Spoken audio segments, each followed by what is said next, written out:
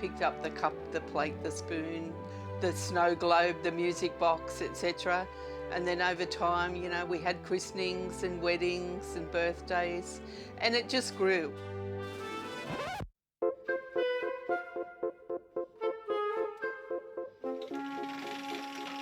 Sometimes I put them away and then can't remember where I've put them.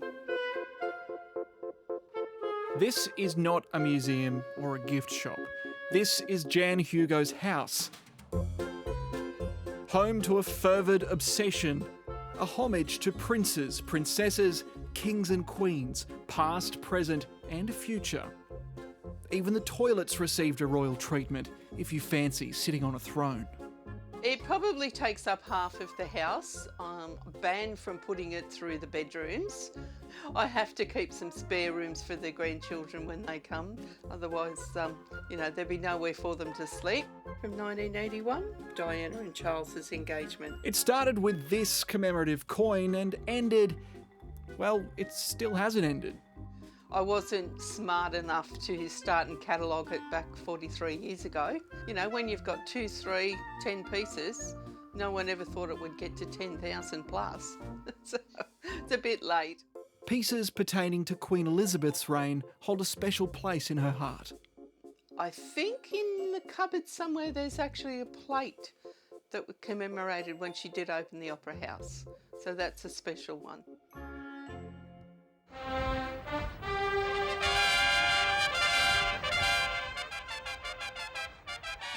The Queen, looking charming in a powder blue silk dress and a matching hat. Those who attended the Sydney Opera House opening half a century ago would surely remember two things: those howling northwesterly winds and the Queen's praise of her citizens' loyalty. Thank you for your generous welcome to us and for your assurances of the loyalty and affection of the people of New South Wales.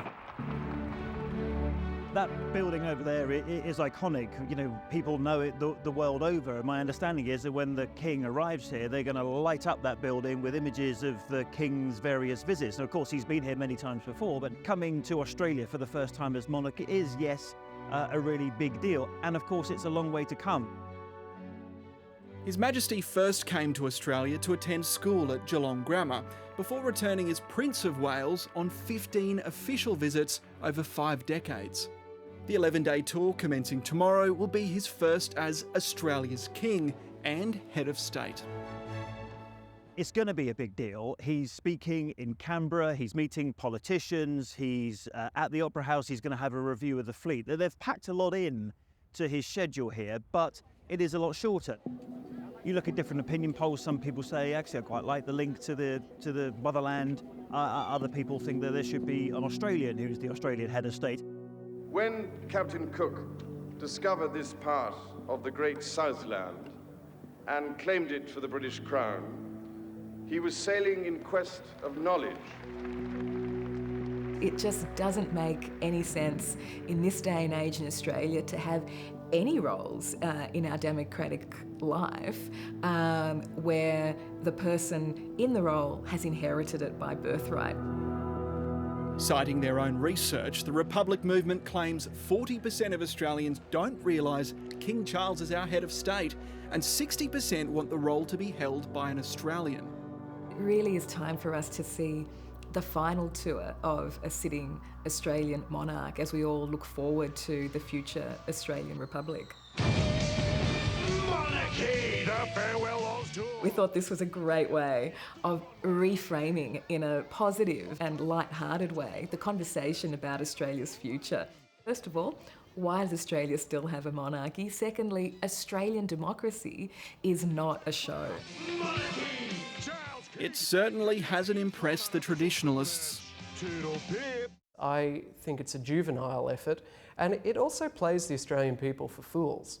I mean, the idea that some mock concert poster, the farewell royal tour or whatever it is that they're up to, could be a convincing and erudite argument for constitutional change is frankly ridiculous. Australians aren't that silly. Composer Alexander Volz is among a cohort of Australians defending the status quo. They make a big song and dance about now's the time, but that's becoming a very monotonous chant. They've been going on about that for several decades. The Republican movement formed in 1991, touring cross-country. The Republic will not impede the reportage of the royals. They took Australia to a referendum in 1999, which failed. We're thrilled that the No case has won a resounding victory.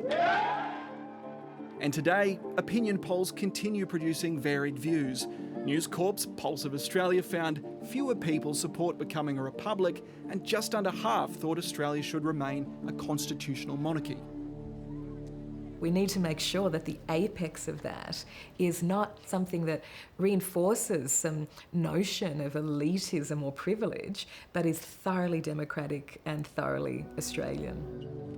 The Republicans' wishes were detailed in a letter sent to the King last year, and just this week, the palace's reply was leaked.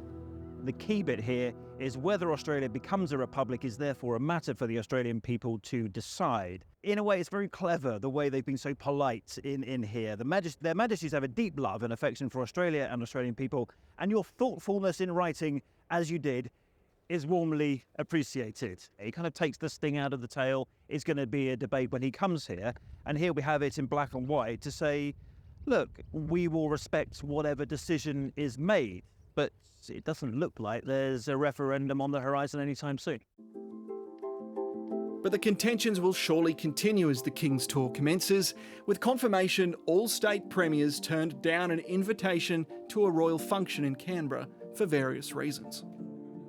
After the Australian leg, the King and Queen will travel to Samoa for the Commonwealth Heads of Government meeting before heading home. We can't predict the future. We don't know, how many more times he'll be able to come back. I do hope they put their faces from this visit on the tea towel. So we need to round up some souvenirs from this trip. Jan Hugo couldn't care less about the debate. Doesn't matter, I won't stop. Wherever there's a royal alive, I won't stop.